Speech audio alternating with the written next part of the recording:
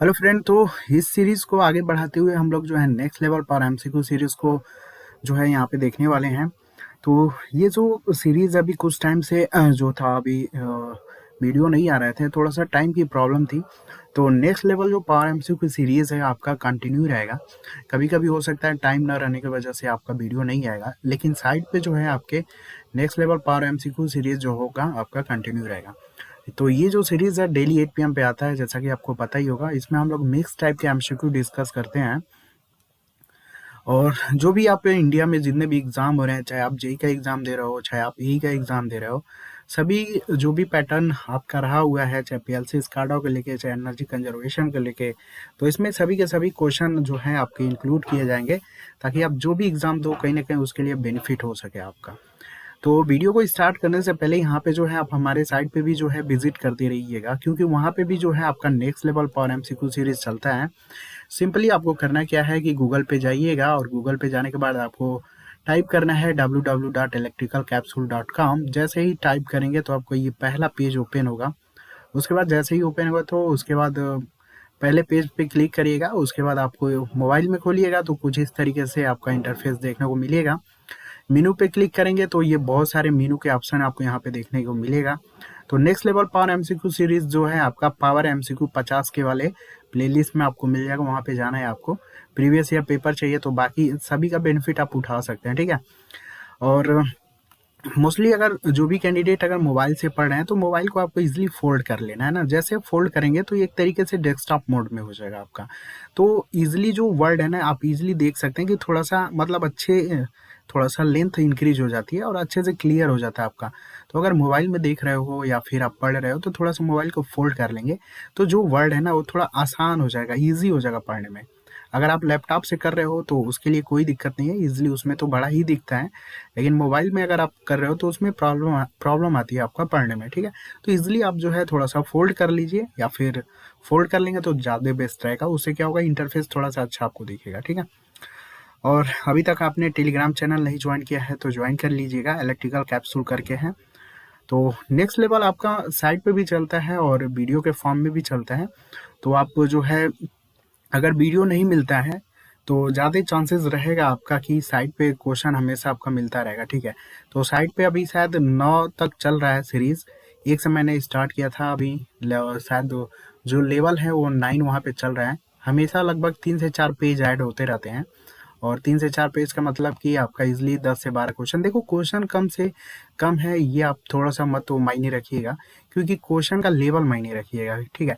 क्योंकि जो आपको आता है कोशिश यही रहती है कि उस टाइप के क्वेश्चन को दे के आपका टाइम वेस्ट ना किया जाए।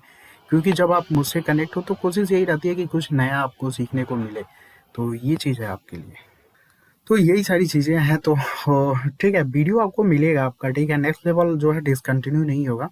बहुत लोगों के मन में ये डाउट था तो इसलिए मैंने थोड़ा सा यहाँ पे आपको बता दिया हुआ है, ठीक है। डिसकंटिन्यू नहीं होगा, डेली 8 पीएम पे ही आएगा। कभी कल नहीं भी आ सकता है आपका, ठीक है। हफ्ते में 2 दिन हो सकता है, 3 दिन हो सकता है, डेली भी हो सकता है। तो थोड़ा सा टाइम वाली बात है, बस इजली आप समझिएगा। लेकिन सीरीज जो भी है इसमें जो भी क्वेश्चन होगा इजली आप इसको थोड़ा सा मतलब इजली जो लोग ने सीरीज को देखा होगा, क्वेश्चन के लेवल को देखा होगा, इजली उनको पता होगा कि लेवल क्या है, ठीक है। तो इजली आप जो है इस सब का मतलब बेनिफिट उठाते रहिएगा, इजली देखते रहिएगा, कहीं ना कहीं आपको बेनिफिट होगा। तो चलते हम लोग यहाँ पे अपने सीरीज पे पहले क्वेश्चन की तरफ। और यहाँ पे देखो एक चीज़, इस सभी क्वेश्चन का जो पीडीएफ होगा ना, ये मैंने अपने टेलीग्राम चैनल पे जो है अपलोड किया है, मतलब वो आपको वहाँ पे सेंड किया है फाइल। आप इजली जितने भी क्वेश्चन हम लोग डिस्कस करेंगे वो अब इजली आप क्वेश्चन का पीडीएफ, कोशिश अब यही रहेगी कि जो नेक्स्ट लेवल के क्वेश्चन है कोशिश रहेगी कि क्वेश्चन का पीडीएफ आपको दे दिया जाए, ठीक है। क्योंकि क्वेश्चन बनाने में थोड़ा सा टाइम लगता है, क्योंकि आप भी जानते हो कि क्वेश्चन जो होता है थोड़ा सा अलग रहता है, ताकि आप लोग कुछ नया सीख सको।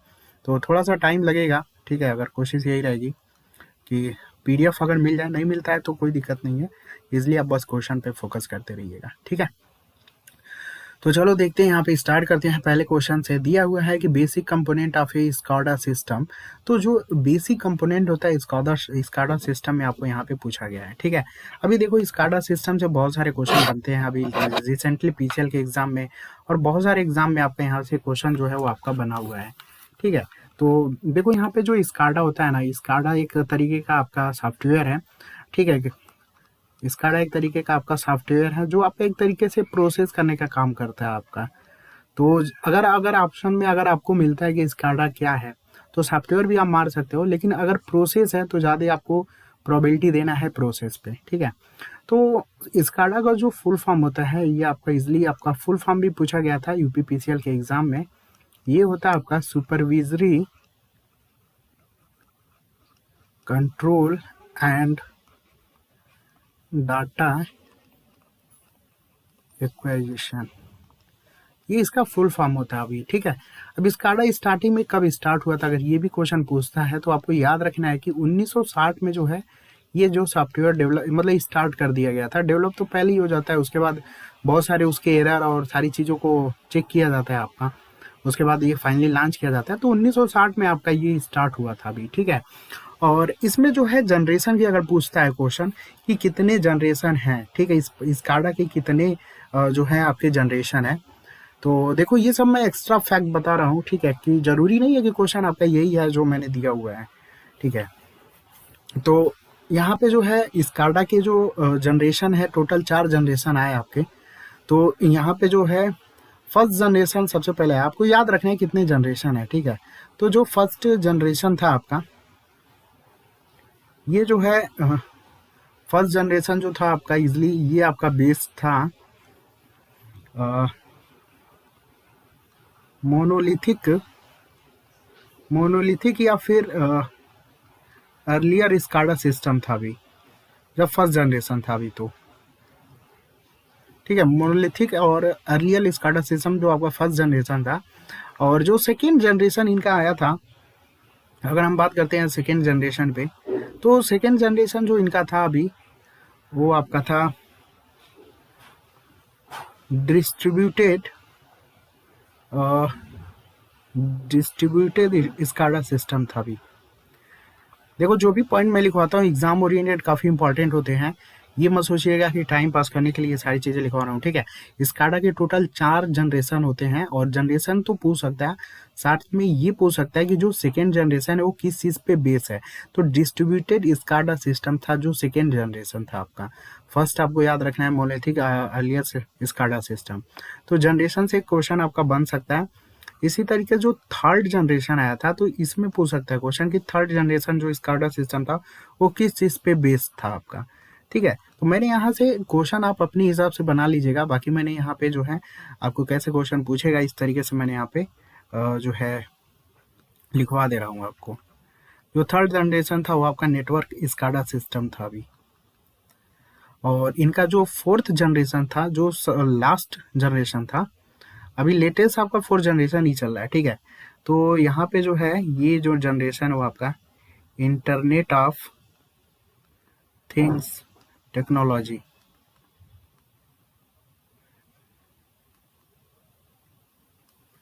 तो ये टोटल 4 जनरेशन है, और 4 जनरेशन में आपका कुछ भी उठा के पूछ सकता है कि थर्ड जनरेशन जो है किस चीज़ पे बेस है आपका स्काडा सिस्टम। तो ये अपने हिसाब से आप ध्यान दे लीजिएगा, ठीक है, क्वेश्चन कैसे फ्रेम होगा। और यहाँ पे एक चीज़ और आपको थोड़ा सा यहाँ पे पॉइंट नोट कर लीजिएगा। जो फर्स्ट जनरेशन आया था, ये आपका जो फर्स्ट जनरेशन था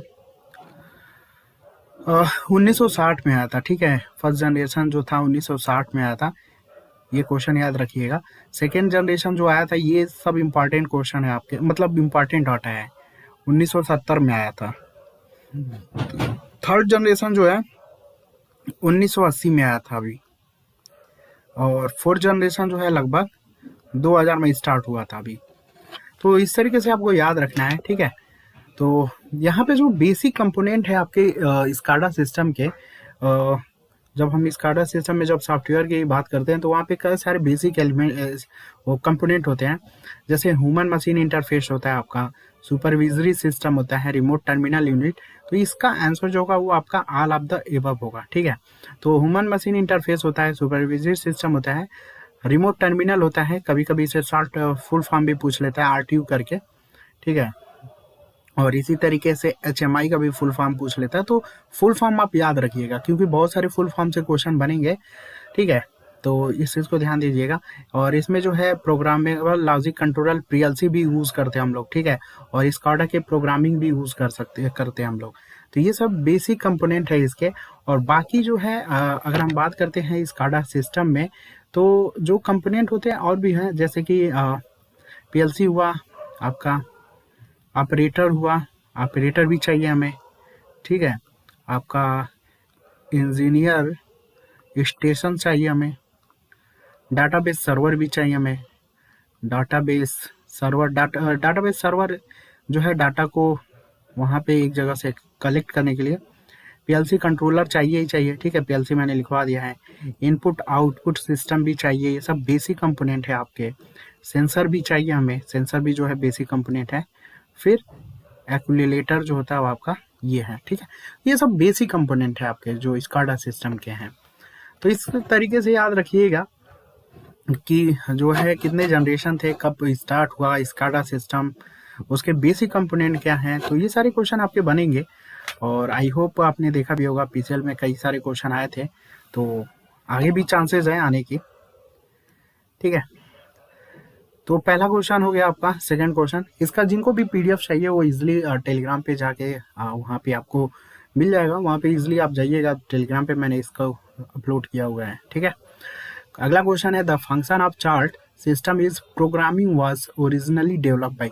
जो फंक्शन चार्ट का जो सिस्टम है, जो प्रोग्रामिंग का सिस्टम है, इजिली इसको किस कंट्री ने डेवलप किया था?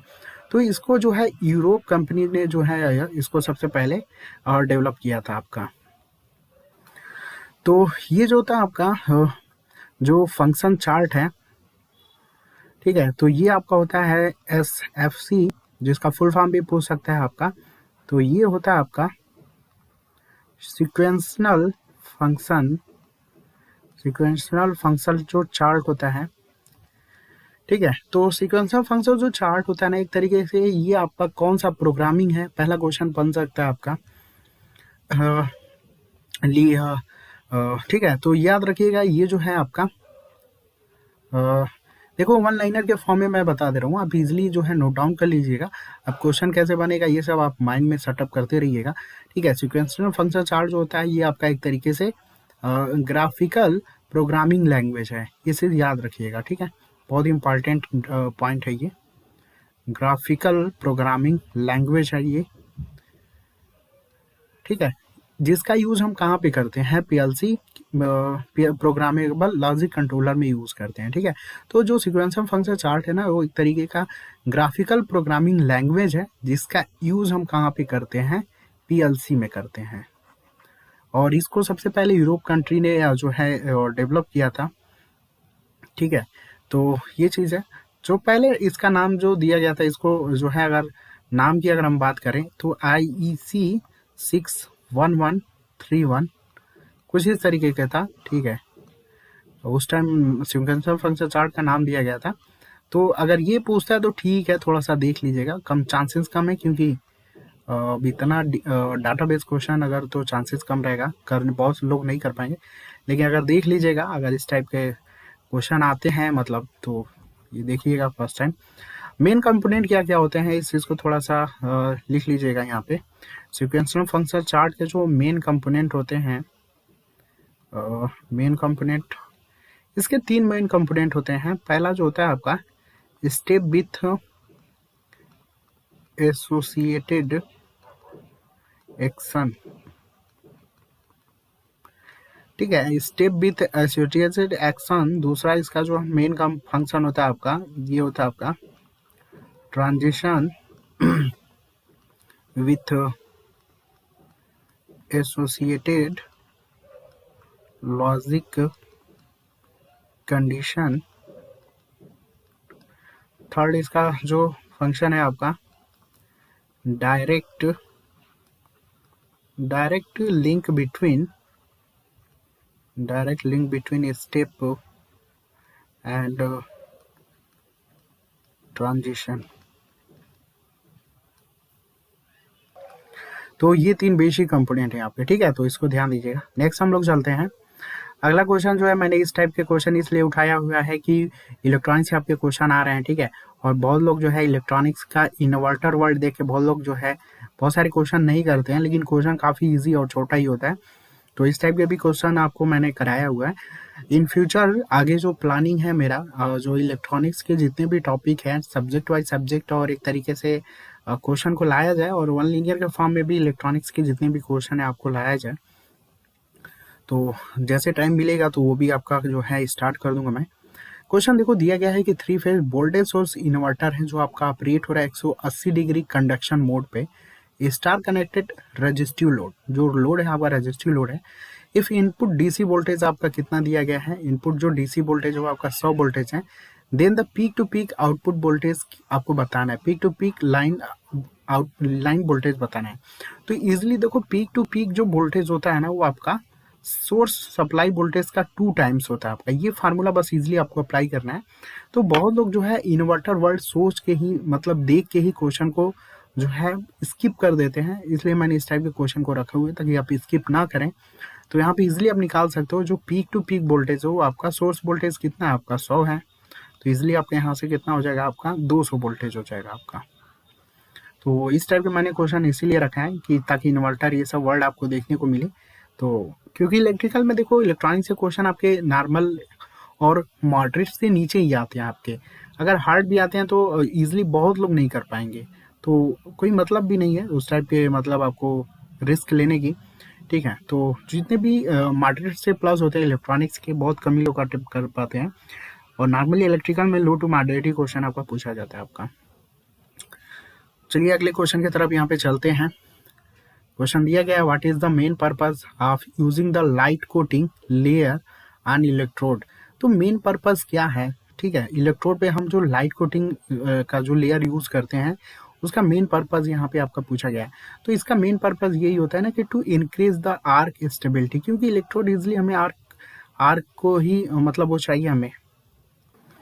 तो इजिली आपका स्टेबिलिटी को बनाए रखने के लिए जो है आर्क स्टेबिलिटी को चाहिए, क्योंकि किसी भी इलेक्ट्रोड में आपका जो है, किसी भी मेटल को अगर मेल्ट करना है, उसको ज्वाइंट करना है, तो इजिली आर्क की ही चाहिए। तो स्टेबिलिटी हमें आर्क की ही चाहिए ना, ताकि प्रॉपर टाइम में हम उसको प्रॉपर टाइम में या मिनिमम टाइम में उसको जो है गला सकें इजिली उसको, या फिर मेल्ट कर सकें। तो आर्क की स्टेबिलिटी जो होता है आपका लाइट कोटिंग, इसलिए हम लोग इलेक्ट्रोड में करते हैं। बाकी जो है जितने भी ऑप्शन हैं वो आपके नहीं होंगे। तो उस बी वाला मतलब दूसरा ऑप्शन यहाँ पे सही होगा। आगे यहाँ पे क्वेश्चन दिया गया, which of the following is not one of the logic function of PLC program. PLC programming में जो लॉजिक फंक्शन का मेनली यहाँ पे कौन सा एक कार्य नहीं है, तो यस होता है, नॉट होता है, और एनओडी ये आपका नहीं होता है आपका, ठीक है। तो यहाँ पे जो है जो बेसिक फंक्शन, जो लॉजिक फंक्शन का मतलब जो मेनली जो है 5 कंपोनेंट आपके यूज किया जाता है, ठीक है। तो यहाँ पे जो है यहाँ पे याद रखिएगा 5 बेसिक लॉजिक फंक्शन, ठीक है। 5 बेसिक लॉजिक फंक्शन होते हैं। पहला आपका होता है यहीं पे लिखा यस होता है आपका, ठीक है, जिसे हम लोग आइडेंटिटी भी बोलते हैं, यस का मीन्स होता है। दूसरा जो बेसिक कंपोनेंट होता है लॉजिक फंक्शन का, वो आपका नॉट होता है, जिसे हम लोग निगेशन से भी रिप्रेजेंट करते हैं। तीसरा होता है आपका एंड, जो आपका कंजक्शन को बताता है। चौथा जो होता है वो आपका आर होता है, जो आपका डिसजंक्शन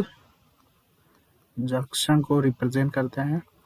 और लास्ट में जो होता है आपका INHIBITION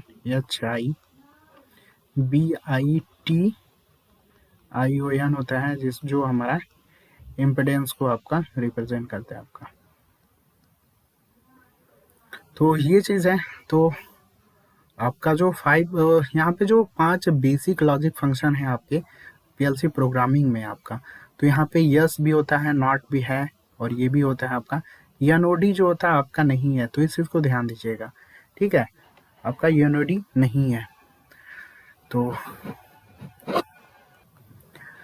तो ये चीज़ें हैं। एक छोटा सा यहाँ पे जो है पीएलसी जो है बाद में अगर टाइम मिलता है तो बहुत सारे क्वेश्चन कराऊंगा। तो यहाँ पे एक छोटा सा और ध्यान दीजिएगा, यहाँ पे जो है बेसिक लॉजिक फंक्शन के तो ये सब बेसिक कंपोनेंट है। यहाँ पे लैडर का भी सिंबल कभी कभी पूछा जाता है, इस चीज़ को ध्यान दीजिएगा। जो लैडर के जो सिंबल होते हैं, एक आउटपुट को आपको इस तरीके से रिप्रेजेंट किया जाता है आउटपुट के लिए। और अगर हमें स्टार्ट ऑफ जंक्शन को अगर रिप्रेजेंट करना है, स्टार्ट ऑफ जंक्शन को, तो इस तरीके का हम सिंबल यूज़ करते हैं। और दूसरा जो है, अगर हमें एंड ऑफ जंक्शन को रिप्रेजेंट करना है, एंड ऑफ जंक्शन को रिप्रेजेंट करना है तो कुछ इस तरीके का सिंबल यूज़ करते हैं। मतलब टाउ ही होता है लेकिन उल्टा है और यहाँ पे सीधा। इस चीज़ को ध्यान दीजिएगा। ये पहला ये आपका दूसरा और ये आपका तीसरा, ठीक है। तो इस साइड के भी काफ़ी ज़्यादा सिंबल पूछे जाते हैं, तो इजली मैं बताऊंगा आपको जब पीएलसी स्काडा के और भी जब क्वेश्चन आएंगे तो इजली मैं उसमें बहुत सारे क्वेश्चन कवर करा दूंगा आपको, ठीक है। कैसे क्वेश्चन बनेंगे पीएलसी स्काडा, कैसे नहीं बन रहे हैं, सारी चीज़ें, ठीक है। तो चलिए नेक्स्ट हम लोग चलते हैं। देखिए अगला क्वेश्चन यहाँ पे जो है काफ़ी ज़्यादा, मैंने जैसे कि बताया था आपको कि जो आपका टीडीपी है, आईएमआर है, उससे रिलेटेड यहाँ पे क्वेश्चन आपके आएंगे। जो मैंने अभी एनालिसिस का वीडियो डाला हुआ था पीसीएल के रिकॉर्डिंग या आरबीएनएल में, तो उसमें मैंने बताया था कि एमईडी और आईएमआर से क्वेश्चन आएंगे। तो ये देखो मेंटेनेंस का ही क्वेश्चन है आपका इजली, ठीक है। तो जो भी आपका एक लेटेस्ट पैटर्न चल रहा है ना, उसी के कोशिश यही रहेगी कि उसी के अकॉर्डिंग क्वेश्चन आपको जो है इस सीरीज में इंक्लूड किया जाए। बाकी और भी जितने भी क्वेश्चन होंगे वो आपके एक तरीके से बहुत सारी चीज़ें सीखने को मिलेंगी। जितना भी क्वेश्चन रहेगा एक तरीके से नया ही रहेगा, कहीं ना कहीं बहुत सारी चीज़ें आपको सीखने को मिलेंगी। तो क्वेश्चन में यहाँ पे दिया गया है, विच of the following accessories is not required. कौन सा एसेसरीज जो है वो रिक्वायर्ड नहीं है, मतलब आवश्यकता नहीं है for a conductor to be install on a पोल।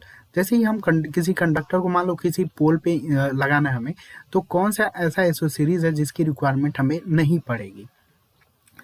तो यहाँ पे देखो टेंशन क्लैंप की रिक्वायरमेंट पड़ेगी, ठीक है, रिपेयर स्लीव की और बैंडिंग की। बैंडिंग को जब मतलब दो तार को जो अगर मान लो ज्वाइन करना है तो बैंडिंग वहाँ पे यूज़ करते हैं। रिपेयर स्लीव भी हमें चाहिए, ठीक है। क्लैंप से हमें टेंशन करना है, मतलब तनाव को मतलब सैग जा देना, उसके लिए यूज़ करते हैं। टूथेड ग्रुप क्लैंप, ये जो पहला ऑप्शन है हम इसका यूज नहीं करते हैं, तो पहला वाला जो ऑप्शन होगा वो आपका नहीं होगा। अब देखो कौन कौन सी चीज़ें हम लोग जो एसेसरीज यूज करते हैं पोल पे, मतलब कंडक्टर लगाने के लिए क्या क्या हमें चाहिए, ठीक है। तो पहला तो रिपेयर स्लीव चाहिए हमें, ठीक है।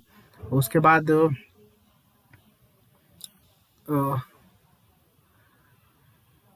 यहाँ पे लिख लो यहाँ पे, ठीक है, क्या क्या हमें चाहिए, क्योंकि एमईडी के सबसे क्वेश्चन आपके आ रहे हैं।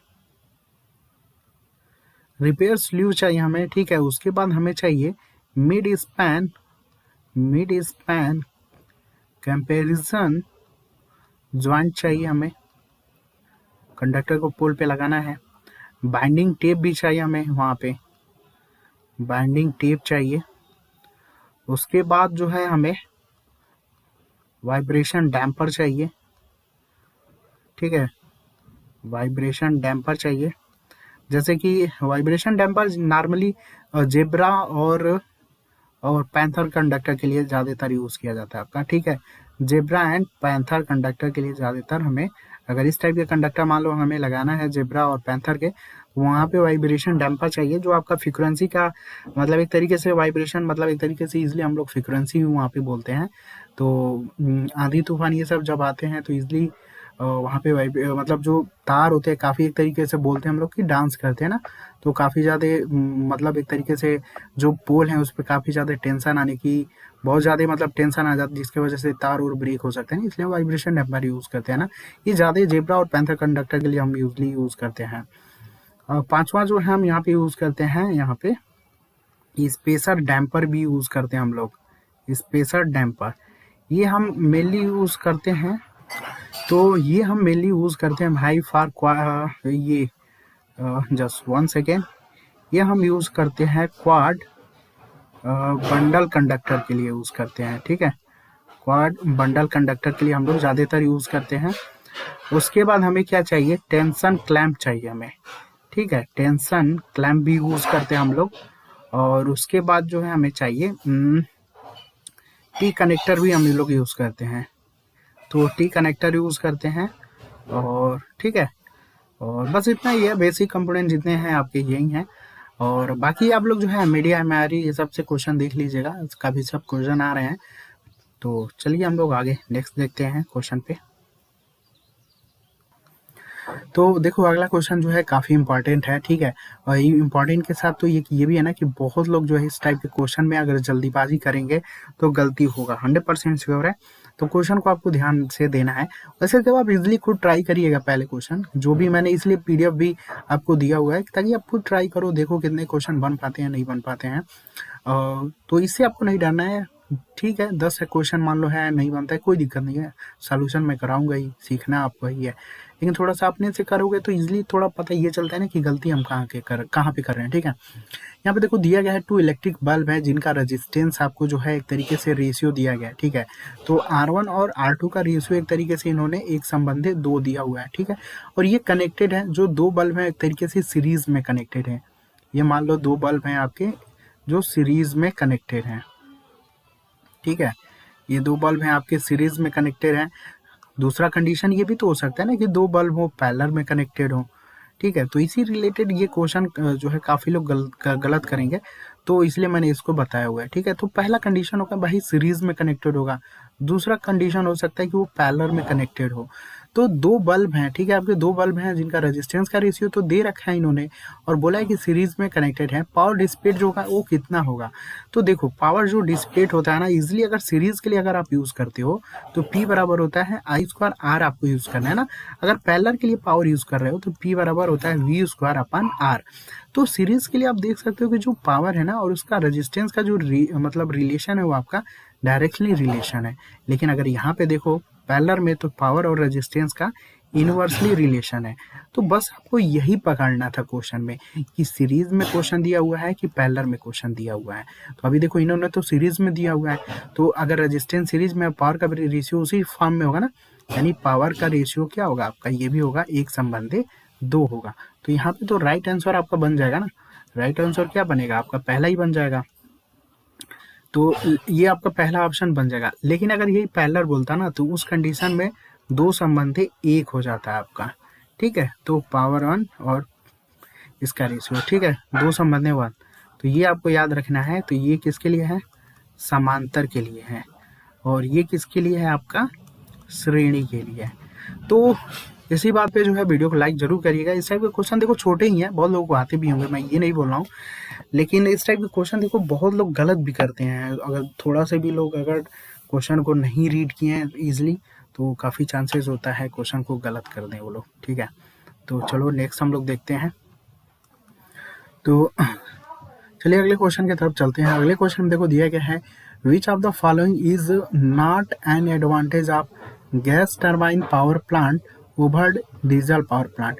तो यहाँ पे जो है गैस टरबाइन पावर प्लांट का यहाँ पे कौन सा एडवांटेज नहीं है अगर हम डीजल पावर प्लांट से तुलना करते हैं तो देखो जो गैस टरबाइन जो पावर प्लांट है इसके बहुत सारे एडवांटेज होते हैं। तो पहला एडवांटेज होता है गैस टरबाइन पावर प्लांट का कि उसका जो कैपिटल कॉस्ट होता है ना, वो आपका कैपिटल कॉस्ट हुआ, इनिशियल कॉस्ट हुआ, ठीक है, रनिंग कॉस्ट हुआ, ये सब लगभग एक तरीके से मतलब लेस होता है आपका, ठीक है। तो ये चीज़ है, ये एडवांटेज है आपका। दूसरा जो ऑप्शन है गुड पार्ट लोड इफिशियंसी, अगर लोड की रिक्वायरमेंट को इंक्रीज किया जाए तो उसमें जो इफिशियंसी होगा वो आपका एक तरीके से जो डीजल टरबाइन पावर प्लांट का एक तरीके से ये एडवांटेज नहीं है, क्योंकि लोड बढ़ाने से किसी भी पावर प्लांट की इफिशियंसी पे कोई फर्क नहीं पड़ता है आपका, ठीक है। तो ये गुड पार्ट लोड इफिशियंसी आपका ऑप्शन नहीं होगा। Poor quality fuel can be use, देखो गैस टरबाइन में हम पुअर क्वालिटी के भी फ्यूल जो यानी ईंधन जो है हम यूज कर सकते हैं। तो सबसे पहले तो अगर हम बात करते हैं यहाँ पे गैस पावर प्लांट की और डीजल पावर प्लांट की, तो देखो गैस जो पावर प्लांट होता है ना इसकी जो लाइफ होती है हमारे हिसाब से ये लगभग 20 साल होता है आपका जो gas turbine power plant. Diesel की जो लाइफ होती है वो लगभग काफ़ी ज़्यादा होती है, मतलब 30 ईयर से ज़्यादा होती है ना। मेंटेनेंस कॉस्ट की अगर हम बात करते हैं तो देखो गैस में क्या होता है कि जो मेंटेनेंस कॉस्ट होता है ये आपका, इस चीज़ को याद रखिएगा, जो मेंटेनेंस कॉस्ट होता है ये आपका ज़्यादा होता है और इसका जो मेंटेनेंस कॉस्ट होता है वो आपका कम होता है, ठीक है। तो ये चीज़ है, इस चीज़ को ध्यान रखिएगा। मेंटेन गैस का जो होता है आपका, ठीक है, तो ईजिली गैस का आपको लाइफ याद रखना है, डीजल का याद रखना है। और यहाँ पे देखो कैपिटल कॉस्ट जो होता है कम ही होता है आपका गैस पावर प्लांट का, ठीक है। इनिशियल कॉस्ट और कैपिटल कॉस्ट दोनों इजीली कम होता है। रनिंग कॉस्ट भी उतना मतलब ज़्यादा खर्चा नहीं आता है आपका, ठीक है, लेकिन डीजल से जब थोड़ा सा रहता है आपका। पुअर क्वालिटी है फ्यूल कैन बी यूज। देखो पुअर क्वालिटी का जो ईंधन होता है ना, इसलिए जैसे कि हम यहाँ पे गैस टरबाइन में क्या होता है कि जो ईंधन यूज करते हैं, जैसे कि गैसोलीन हुआ आपका, केरोसिन हुआ, नेचुरल गैसेज हुए आपके, हाइड्रोजन, ये सब मतलब पुअर क्वालिटी के फ्यूल है, तो ये हम इजिली गैस टरबाइन में यूज करके चला सकते हैं।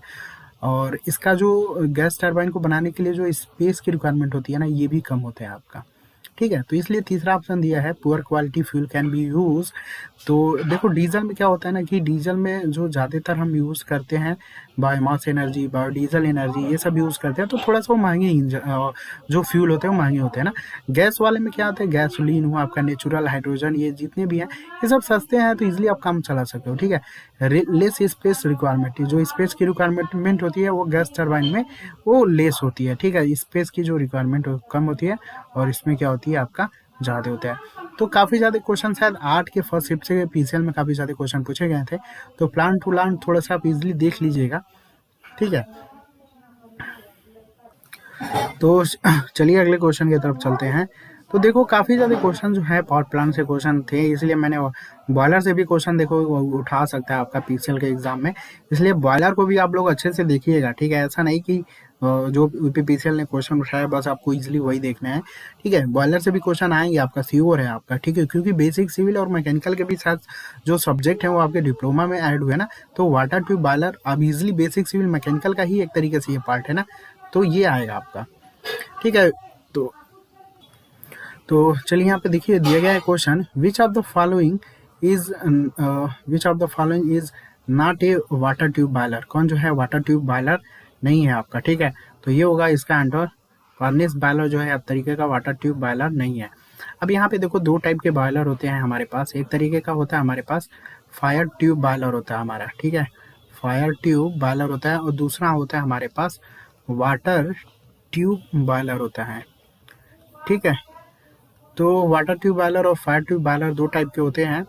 तो सबसे पहले आपको पहला पॉइंट यहाँ पे इजीली याद रखना है ना कि जो हमारा फायर ट्यूब बॉयलर होता है इसका जो प्रेशर होता है इजीली याद रखिएगा कि लो प्रेशर होता है आपका, ठीक है। इसमें जो लो प्रेशर बॉयलर भी बोलते हैं, ये काफ़ी इंपॉर्टेंट पॉइंट है, और इसमें लगभग ऑपरेटिंग जो प्रेशर होता है लगभग 25 बार होता है आपका, ठीक है। और यहाँ पे जो वाटर ट्यूब बॉयलर है, वाटर ट्यूब बॉयलर में जो होता है इसे हम लोग हाई प्रेशर बॉयलर बोलते हैं, तो ये होगा आपका हाई प्रेशर बॉयलर होगा, और इसका जो होगा कितना होता है 250 बार इसका जो होता है वो आपका प्रेशर होता है तो इसको याद रखना है। अब अगला जो पॉइंट आपको याद रखना है ना, वो इजीली आपका ये एग्जांपल याद रखना है, जैसे कि फायर ट्यूब बॉयलर, या देखो फायर ट्यूब बॉयलर करके क्वेश्चन दे देगा, या फिर लो प्रेशर बॉयलर करके आपका क्वेश्चन दे देगा आपका। तो यहाँ पे आपको एग्जाम्पल जो है इंपॉर्टेंट है। तो फायर ट्यूब बॉयलर में देखिए सबसे पहले हम बात करते हैं, तो आपको याद रखना है कॉर्निस जो बॉयलर है आपका, ये आपका जो है फायर ट्यूब बॉयलर है। उसके बाद जो है कॉकरन जो बॉयलर है वो आपका कॉकरन बॉयलर यूज़ होता है हमारा, फायर ट्यूब बॉयलर है। उसके बाद हम लोग यूज़ करते हैं लोकोमोटिव बॉयलर। ये लिस्ट सब बहुत इंपॉर्टेंट है, इस चीज़ को ध्यान रखिएगा। जो लोकोमोटिव बॉयलर होता है ये भी फायर ट्यूब बॉयलर ही होता है आपका। उसके बाद हम लोग जो है लॉन्सिया बॉयलर यूज़ करते हैं, ये भी हमारा फायर ट्यूब बॉयलर है। और स्कॉटिश मार्निन बॉयलर भी यूज़ करते हैं हम लोग, ये भी हमारा फायर ट्यूब बॉयलर है। तो ये चीज़ है हमारा। अगला यहाँ पे जो है हम वाटर ट्यूब बॉयलर की हम बात करते हैं, जिसका प्रेशर काफ़ी इंपॉर्टेंट होता है। तो यहाँ से जो है इसके एग्जांपल काफ़ी इंपॉर्टेंट है, जैसे कि स्टिलिंग बॉयलर है आपका, जस्ट 1 सेकेंड, स्टिलिंग बॉयलर है आपका यहाँ पे, तो इसको नोट डाउन कर लीजिएगा। यहाँ पे पहला जो है आपका स्टिलिंग बॉयलर है, और दूसरा है आपका बैबकॉक एंड विलकॉक्स। ठीक है, बैकॉस और विल्कॉस बॉयलर है आपका। और उसके बाद आता है हमारा यारो बॉयलर आता है हमारा, यारो बॉयलर है। उसके बाद ला ला माउंट बॉयलर है आपका, ला माउंट बॉयलर है। उसके बाद जो है उसके बाद है हमारा लियोफ्लर, लियोफ्लर बॉयलर है आपका। और उसके बाद जो है वेलॉक्स, वेलॉक्स बॉयलर है आपका। तो ये जितने भी इंपॉर्टेंट देखो मैंने डाटा लिखा है ना, काफ़ी इंपॉर्टेंट है। और यहाँ पे देखो वाटर ट्यूब बॉयलर में आपको याद रखना है, स्ट्रिंग बॉयलर को याद रखना है, आपको लॉमेंसेट बॉयलर को याद रखना है। और ये आपको जितना भी मैंने स्टार लगाया है उसको थोड़ा सा ध्यान रखिएगा, ठीक है। ये आपका लोकोमोटिव बॉयलर को याद रखिएगा, लेक्लॉन्से बॉयलर और कॉकरन बॉयलर, ठीक है। तो ये काफ़ी इंपॉर्टेंट है डाटा आपका जो भी है, काफ़ी ज़्यादा क्वेश्चन आपका पूछे पूछे जा सकते हैं आपके, क्योंकि बेसिक सिविल मैकेनिकल आपका ऐड हो चुका है, तो इजीली चांसेस ज़्यादा हैं आपके आने के। अगला यहाँ पे देखो क्वेश्चन दिया गया है कि कोई पावर प्लांट है जिसका इफिशियंसी आपका जो है इफिशियंसी ऑफ ए, जैसे कि इलेक्ट्रिक जनरेटर का इफिशियंसी दिया है, टरबाइन का है, बॉयलर का है, फिर उसके बाद थर्मोडायनेमिक साइकिल का इफिशियंसी दिया है, उसके बाद ओवरऑल प्लांट की इफिशियंसी आपको दिया गया है ना। तो ये आप देख सकते हो सभी का यहाँ पे आपको दिया गया है। क्वेश्चन पूछा गया है कि the total electricity generate for running the auxiliary will be nearly, ठीक है। तो ये आपका यहाँ पे क्वेश्चन पूछा गया, इजिली इस टाइप के क्वेश्चन आपने किया ही होगा, ठीक है। तो यहाँ पे जो ओवरऑल जो इफिशियंसी होती है, ओवरऑल जो इफिशियंसी होती है वो आपकी जनरेटर की इफिशियंसी हो जाएगी, ठीक है। जनरेटर के बाद आपका टरबाइन का है तो हमने टी लिख दिया है टरबाइन का, उसके बाद बॉयलर की है तो बी लिख दो, ठीक है। उसके बाद थर्मोडायनेमिक साइकिल का है तो सी लिख दो, और उसके बाद किसका है, उसके बाद ये आपका एक्सेलरी जो उपकरण होते हैं उसका ए लिख दो, ठीक है। यही फार्मूला यूज करना है ना। तो देखो टोटल ये आपका आपका एक्सेलरीज का पूछा गया ना, इसका पूछा गया आपको। ओवरऑल प्लांट की एफिशिएंसी कितना दिया गया है 0.33, तो ओवरऑल का दिया गया है 0.33, बाकी का जनरेटर का आप देख लो 0.97 दिया गया है, टरबाइन का जो है इस तरीके से सबका दिया गया है आपका, ठीक है। इस तरीके से सबका आपका यहाँ पे दिया गया है, तो इसको नोट कर लो। और यहाँ पे एक्सेलरीज की आपको निकालना है, जो भी एक्स्ट्रा जो उपकरण यूज हो रहे हैं उसका यहाँ पे पूछा गया ना। तो यहाँ पे इजिली आप क्या कर सकते हो, इस सभी का गुणा करके भाग कर देना, तो इजिली आपका आ जाएगा कुछ इस तरीके से आएगा, ठीक है। तो जो उपकरण है उसकी जो इफिशियंसी होगी कुछ इतना आएगी, लेकिन जो टोटल इलेक्ट्रिसिटी जो जनरेट हो रहा है for running the auxiliary will be nearly, ये क्वेश्चन थोड़ा सा आपको यहाँ पे याद, थोड़ा सा ध्यान रखना है ना। तो देखो टोटल इलेक्ट्रिसिटी जो जनरेट होती है वो आपका 100% होता है, तो 100% को नियरली हम लोग कितना, अगर इसको परसेंटेज में बदलते हो तो ये कितना आएगा, लगभग 92% आएगा ना। लेकिन जो टोटल इलेक्ट्रिसिटी जो जनरेट हो रही है ना वो आपका कितना होता है, वो 100% होता है। तो यहाँ पे लिख लीजिएगा total electricity, total electricity generated for, total electricity generated for auxiliary, तो ये 100% होता है ना। तो 100% माइनस आपका 92%, तो ये कितना हो जाएगा आपका, लगभग 8% के आसपास आएगा, ठीक है। तो यहाँ पे 8% के आसपास जो ऑप्शन है वो आपका 4 वाला ऑप्शन जो होगा वो आपका सही होगा। तो यहाँ पे आपका जो है आपका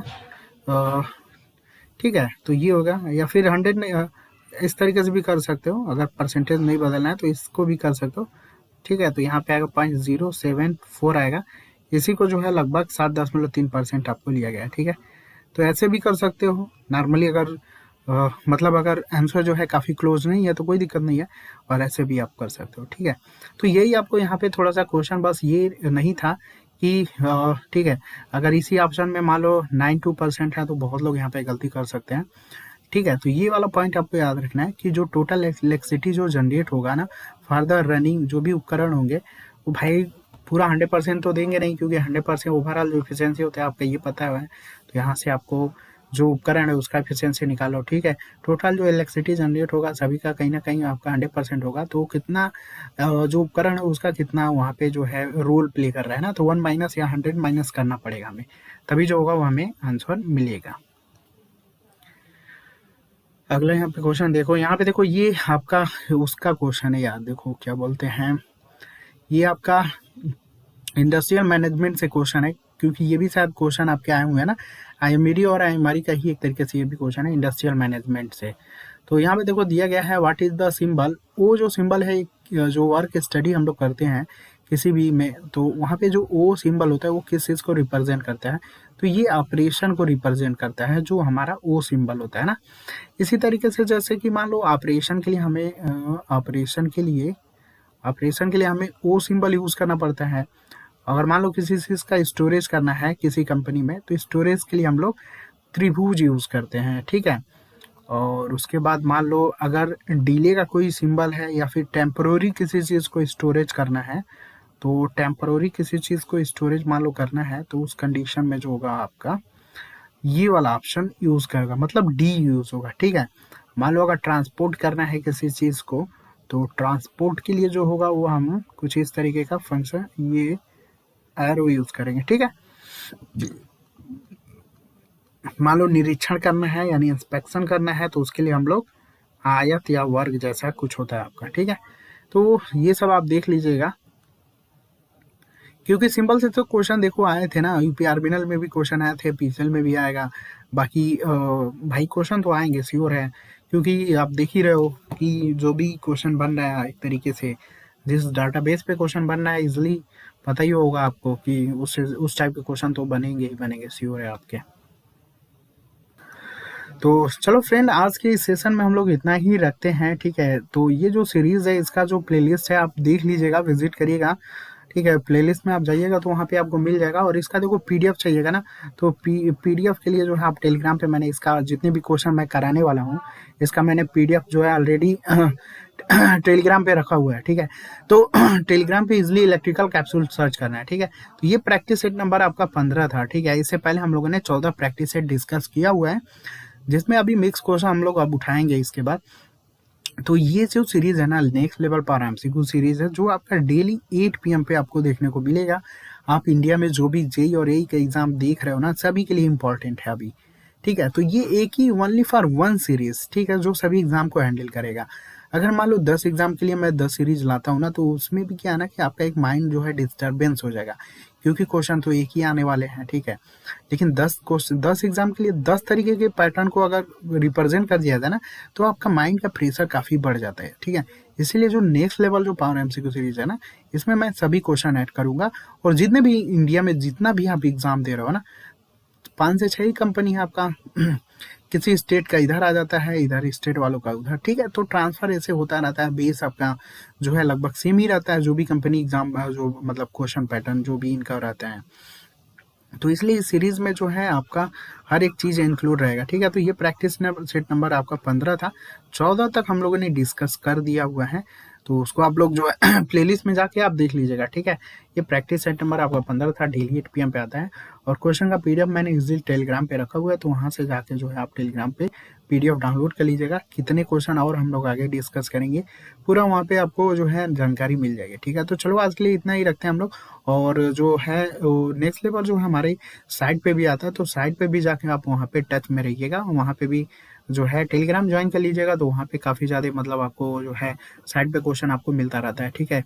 तो साइट पे भी आपको क्वेश्चन मिलेंगे देखने को, यहाँ पे भी क्वेश्चन मिलेंगे देखने को, जो दोनों बेनिफिट होगा आपका, ठीक है। क्योंकि नया ही एक तरीके से जो चीज़ें आप जानते हो वो चीज़ें मुझे नहीं रखना है, जो आप नहीं जानते हो कोशिश यही रहती है कि उसी टाइप के क्वेश्चन को रखा जाए ताकि आपका ही बेनिफिट हो, ठीक है। मान लो जो क्वेश्चन आ रहा है अभी मैं वही क्वेश्चन रखूंगा, तो इसलिए आपको कुछ नया सीखने को भी नहीं मिलेगा, ठीक है। क्योंकि मोस्टली तो वो लोग सब लोग जानते हैं ना, तो जो नहीं जानते हैं वही क्वेश्चन पे अगर आप मेहनत करते हो तो काफ़ी लोगों से आप आगे जाने की पॉसिबिलिटी काफ़ी ज़्यादा हो जाती है, ठीक है। तो चलो आज के लिए इतना ही रखते हैं, मिलते हैं नेक्स्ट टाइम, ठीक है। Thanks for watching.